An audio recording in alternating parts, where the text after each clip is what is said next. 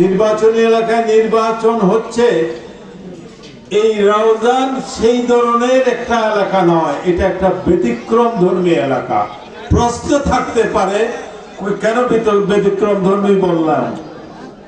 এই অঞ্চল থেকে আপনাদের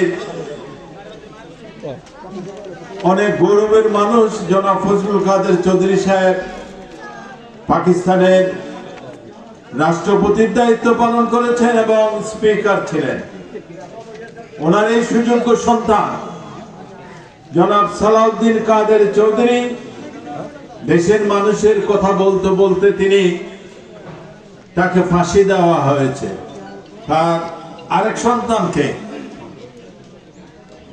গুম করা হয়েছে।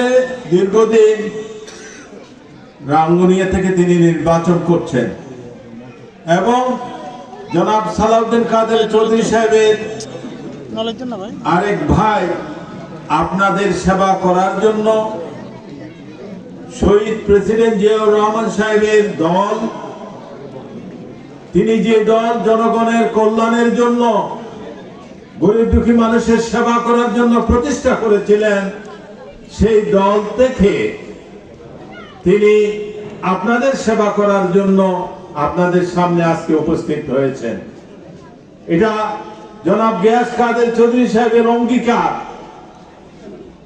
বড় লোকের জন্য খুব একটা সুপারিশ দেয়ান দরবার করতে হয় না, বিচারও চাইতে হয় না, তারা নিজের বিচার নিজেরা টাকা পয়সা দিয়ে ম্যানেজ করে নেয়।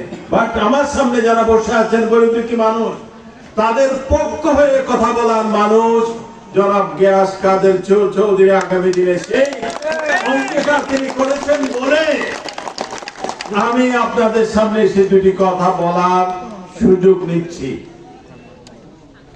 তিনি নিজেও শারীরিকভাবে দীর্ঘদিন দেশের বাইরে ছিলেন, দেশে থাকতে পারেনি, অত্যাচার নিপীড়ন এই এলাকার মানুষের উপর ছিল গত 16টি বছর।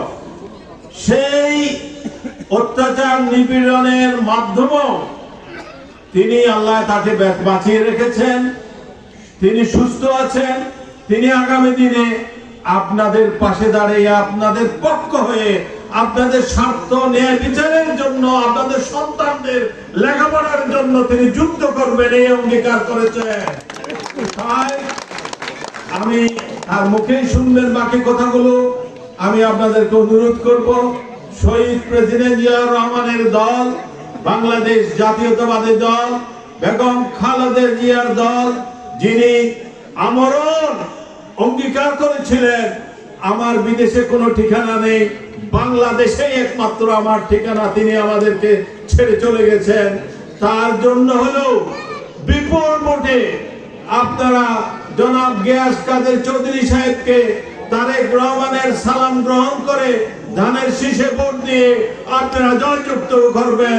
আপনারা এই বিশ্বাসটুকু নিয়ে আমার বক্তব্য শেষ করলাম। সবাইকে আন্তরিক ধন্যবাদ।